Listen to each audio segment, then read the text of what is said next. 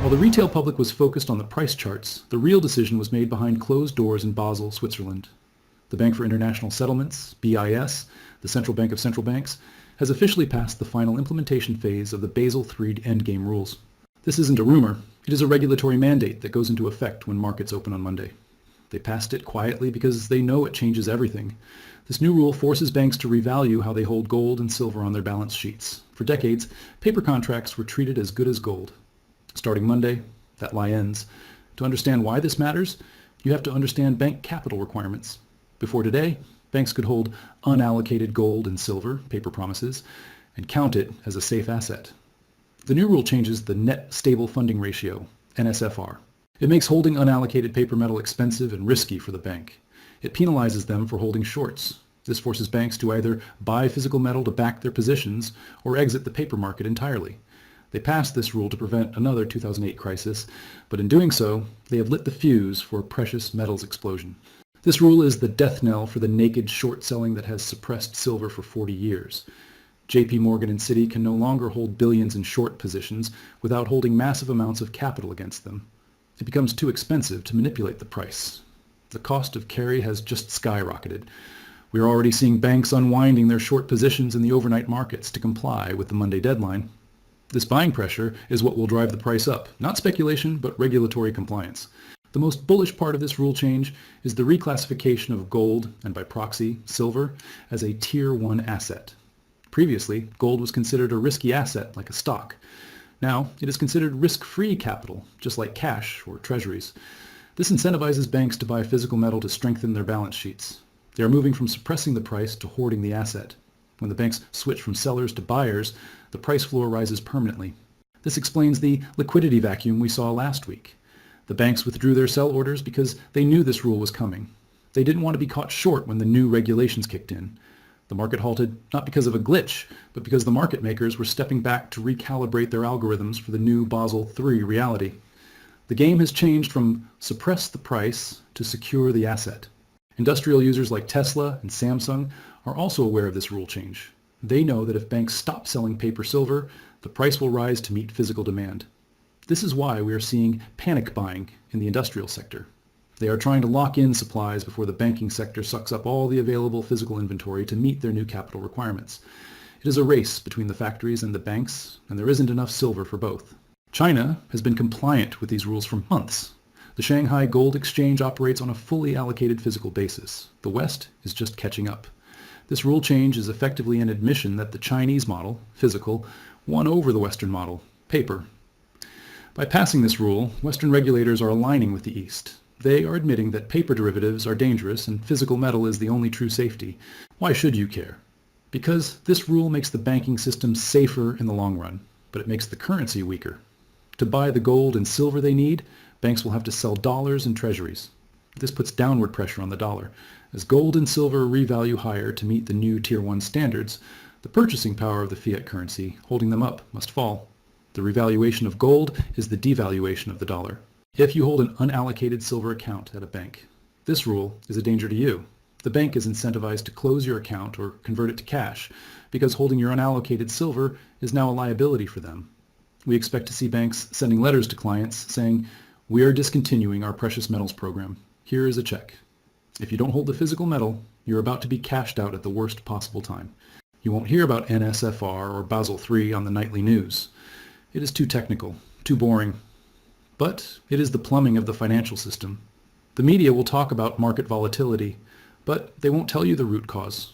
The root cause is a fundamental change in how banks are allowed to leverage paper assets. The era of infinite leverage ended last night. This is as significant as Nixon closing the gold window in 1971. In 1971, we moved away from metal. In 2026, with Basel III, we are moving back towards metal. It is a slow, bureaucratic return to a gold standard, disguised as banking regulation. The central bankers know the debt is unsustainable.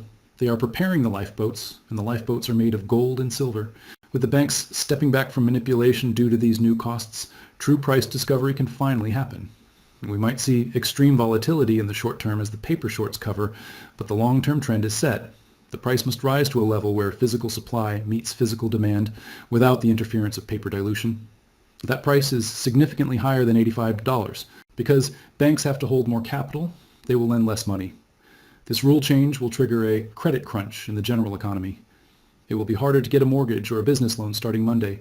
This deflationary pressure in the economy will be met with inflationary printing by the Fed, creating stagflation. In a stagflationary environment, silver is the best performing asset class. The smart move is to align yourself with the banks. If the banks are being forced to hold physical metal, you should hold physical metal. If the banks are exiting paper contracts, you should exit paper contracts. Do not bet against the new rules. The wind is blowing towards tangible assets. They passed it. The rules have changed. Monday morning marks the start of the Basel III era. The banks are scrambling to comply, the shorts are covering, and the physical market is tightening. This is not a conspiracy, it is a regulatory reset. The paper game is over. The physical game has begun. This is James 5:3. Your gold and your silver is cankered, and the rust of them shall be a witness against you. It shall eat your flesh as it were fire. Ye have heaped treasure together for the last days. Kahala Yahweh Bashem El Shai Bashem Chakodash. The Lord is my teachers, the apostles and elders of Israel.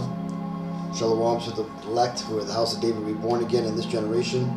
And shalom to the 130 Yasharallah, who today are known as the Negroes, Latinos, and Native Americans, who before losing a true heritage, who were known as and still are the true Hebrew Israelites of the Holy Bible. In today's video, we're going to talk about the economic changes which are coming our way, and I'm going to explain how this is prophecy spoken of in the Bible. This scripture that I just read pretty much is regarding the people who basically consider themselves that they're going to save themselves by their riches, right? Or they've basically put their life goals into obtaining the most resources. Now, in this case, what you've just heard is that Basel III, which when you understand where that rule comes from, Basel, there's a city in Switzerland called Basel, Switzerland, and this is why this new banking regulatory law is going into effect, is because this here is the central banks of central banks. This is like the Rothschilds, like #1 bank. This is the main central bank, the BIS, the Bank of International Settlements. This is where all contracts, all money, everything goes back to this one bank. This is Esau's like main bank. That being said, this is where these laws or these new regulatory policies are going to go into effect. And as you just heard, sorry I had to go on for a bit, but as you just heard, there's going to be major shakeups in these banks. Namely, they can't give out basically free money anymore.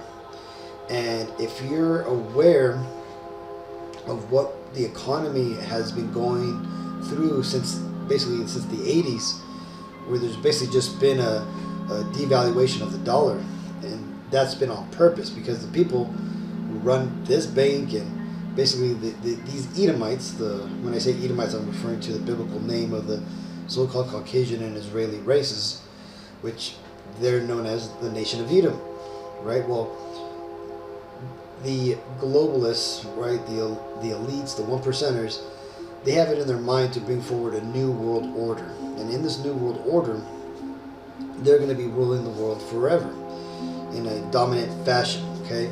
And they're going to do it under the guise of being the chosen people, right? When in fact they are the opposite. They're the Antichrist that the Bible speaks of. And they're going to do it through wickedness and deception, just as the Bible tells you that when the downfall of the devil, these devils, the Antichrist happens, right? That they deceive the nations with their, the multitudes of their enchantments, right? Basically, the money system, that's a form of enchantment. It's basically based off of Babylonian money magic that basically entices and enslaves the population, okay? Now, they've managed to push out what appeared to be a free lunch to the world, right? Namely here in America and the westernized worlds, the countries that these devils like to take over, right? They'll give out tons and tons of loans, make credit super cheap, right? We understand this here locally in USA as a, what is it? Basically subprime mortgages or PPP loans. Basically just free money or cheap loans that you get, which ultimately will have a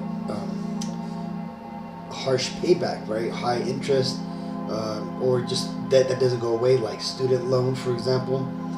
The whole point is that the financial system here in America, it's a control mechanism set up by these Edomites to control the masses. And with this new law going into place, what they're doing, though it appears to be sensible and responsible banking practices, what they're doing is they're now basically pulling the trap. Okay, you see all the free or the cheap credit and the free money that was being given out by these banks around the world that put tons of people into debt, and made them beholden to these banks. Ultimately, now these Edomite devils are now basically pulling the trap. They're basically calling in the loans. Okay, and if you understand how the Great Depression, right, happened, of Great Depression of 1929. Remember, this is after that Amalek, which is the biblical name for the Israelis, which is the top tribe of Edom. When they got their Federal Reserve, they basically plummeted America, Babylon the Great in the Bible, into this Great Depression. Okay, and let's read what happened and how they did that, right? It said the Great Depression starting in 1929 resulted from a combination of factors including the stock market crash of 1929, triggering panic, severe bank failures, and why? Due to lack of regulation and bank runs, and here it goes, and a sharp decline in consumer spending, right? Exacerbated by factors like high tariffs. Right? Did Trump not set up tariffs, right? And they also just were supposed to vote on if the tariffs were illegal or not, meaning that the Trump administration would have to pay back $600 billion if the Supreme Court did judge these tariffs to be illegal. But, I got to actually look it up. But the point being is that all these things that triggered the 1929 Great Depression are being triggered now. Right, and this is all by purpose, and it's done by the same people in power that did this back in 1929. They're doing it now. Let's continue. And fragile international finance, or gold standard. And what is the Basel III new regulation? It basically means that these banks that were basing their wealth and their money that they could lend off of their assets, like gold, or which ultimately could have been fake gold or paper gold, right? Which is they're known as ETFs. Basically, they're like receipts for golds. So they didn't have the gold, but they would have the receipt or the paper for it. That right there is what's getting changed around. Now these banks are going to have to start holding the physical assets. Now it doesn't have to be gold or silver, right? But that's going to likely be a lot that of the assets that are going to be used to fill in these collateral. Yeah, they'll buy properties, and this is why you see banks like BlackRock and stuff just buying up swaths of planned neighborhoods. But the point being is that you're going to see gold and silver prices go up. Now check this out. So, by the way, if you ever want to buy gold or silver, just go to apmex.com, right? Basically, just go there. You go to bestsellers, get either gold or silver, whatever type you want, and just buy it here, right? Only problem is as you can see up here, gold is expensive and silver is expensive. I came into the understanding of gold and silver back in 2012. And back then, gold was like $1,300 an ounce, right? And silver was about like $12, $11 an ounce, right? And check out, man, 1 gram of gold bar, $200. That's crazy. 1 gram, $182. These are tiny. Check it out. Basically, a dollar dollar coin size 538. That's crazy. But that being said, we're going to start seeing silver and gold start to go up. Okay, namely silver, because as it said in the video, not only does silver have a huge use, right, for monetary designation, but also for factory usage, right, in electronics and smart devices. And besides that, silver has been suppressed and manipulated largely by these Edomites.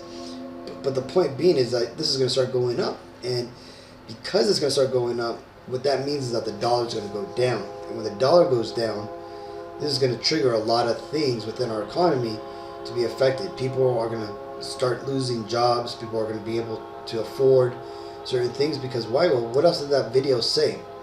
Right? It's going to happen. Well, he said stagflation. Let's read the definition for stagflation. It says stagflation is a challenging economic condition characterized by the simultaneous occurrence of stagnant economic growth, high inflation, rising prices, and high unemployment, a situation combining stagnation and inflation. It's a difficult scenario for policymakers because typical tools to fight inflation, like rising interest rates, can worsen unemployment and vice versa, with the 1970s oil crisis being a classic example. This is Revelation 6:6. And I heard a voice in the midst of the four beasts saying, a measure of wheat for a penny, and 3 measures of barley for a penny, and see thou hurt not the oil and the wine. The oil and the wine here represents this knowledge and truth of the gospel.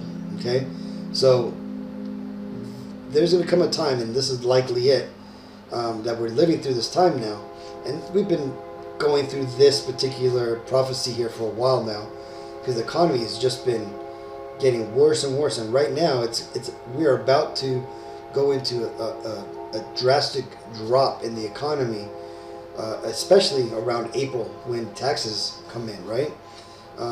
April, March, we're probably going to start seeing, well, I'd say May for sure, you're going to start seeing a lot of repercussions of what's going on right now.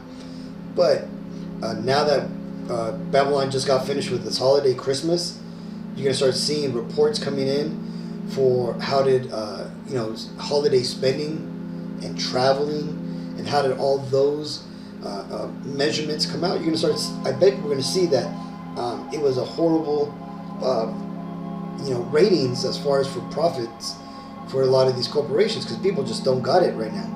Right? Because why? Well, because the rest of this prophecy is playing out. You see, the food and sustenance, the price to live is now going to skyrocket. Okay, just like what we've seen over the last decade happening to these South American countries, right, where they basically get hit by inflation, they get destroyed by these banks, financial manipulation, as what we're seeing happening right now, right? What's going to eventually happen is you're going to start seeing women selling box for $5, like what you see down there in South America. You're going to start seeing people with bodyguards driving around, or even having bodyguards at their houses, right? You're already seeing people getting over in Los Angeles being stuck up and robbed.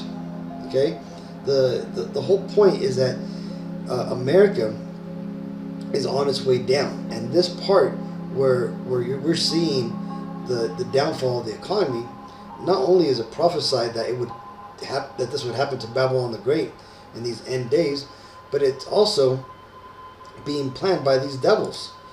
It says, is Ecclesiastes 12:3, in the day when the keepers of the house shall tremble, and the strong man shall bow themselves, and the grinders cease, because they are few, and those that look out of the windows be darkened. Right? See, this right here is what's happening right now. See, jobs are going to start going away because people aren't going to be spending that much. Because people aren't going to be spending that much, the jobs are going to just dry up. Okay? And then besides that, you're also seeing that the keepers of the house are trembling, right? Like the guy of the video that we just watched.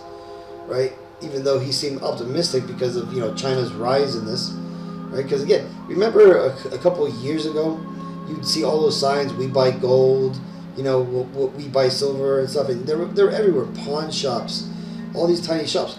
All that gold ultimately went to China and India, right? And why? Well, because they were getting ready for this new system, and ultimately, this is all planned, right? The ceasing of the grinding, right? The jobs being done away with, being replaced by robots, right? The eventual ushering in of the UBI. That's all been done on purpose.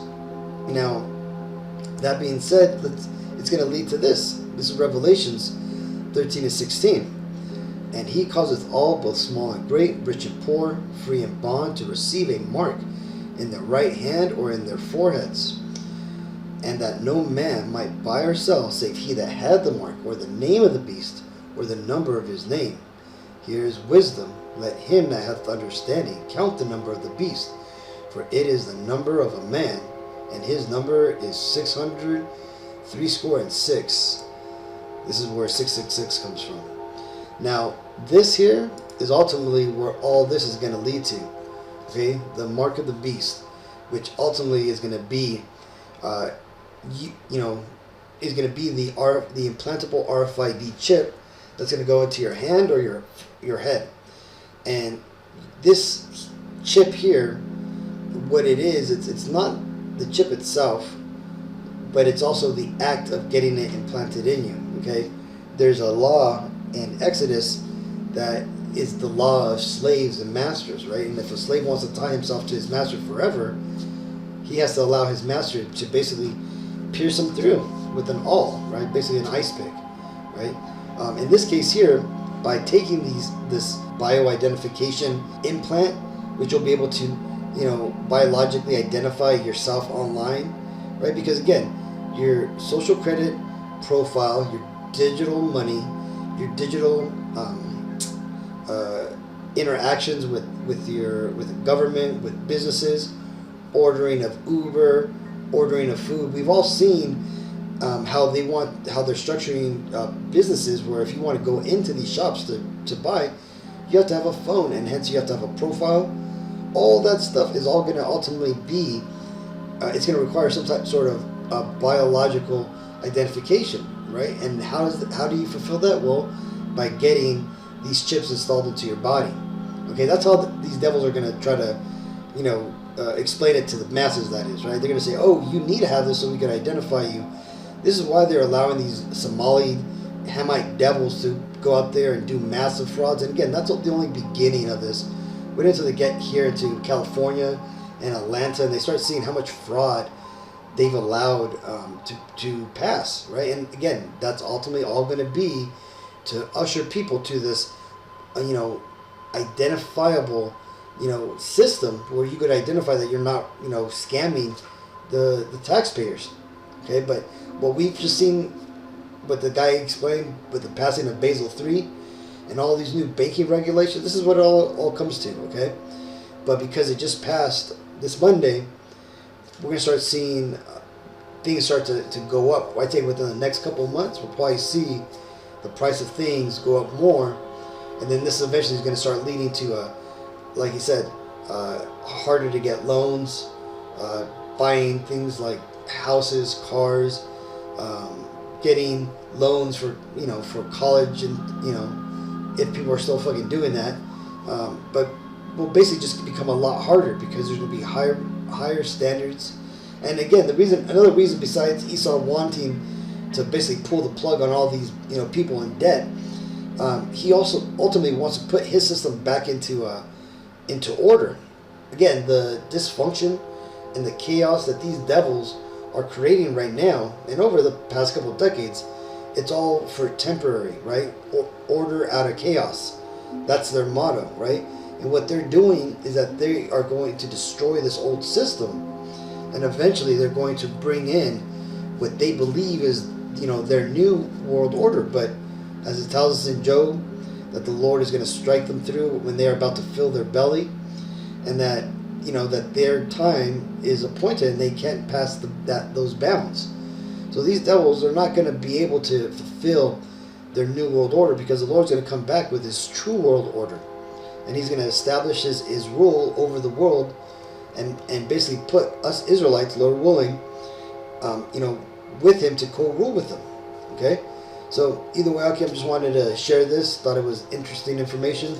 So with all that, let's go and give all honor and glory and praises to Yahweh, B'Hashem Yahushai, B'Hashem Rakakwadash. Shalom.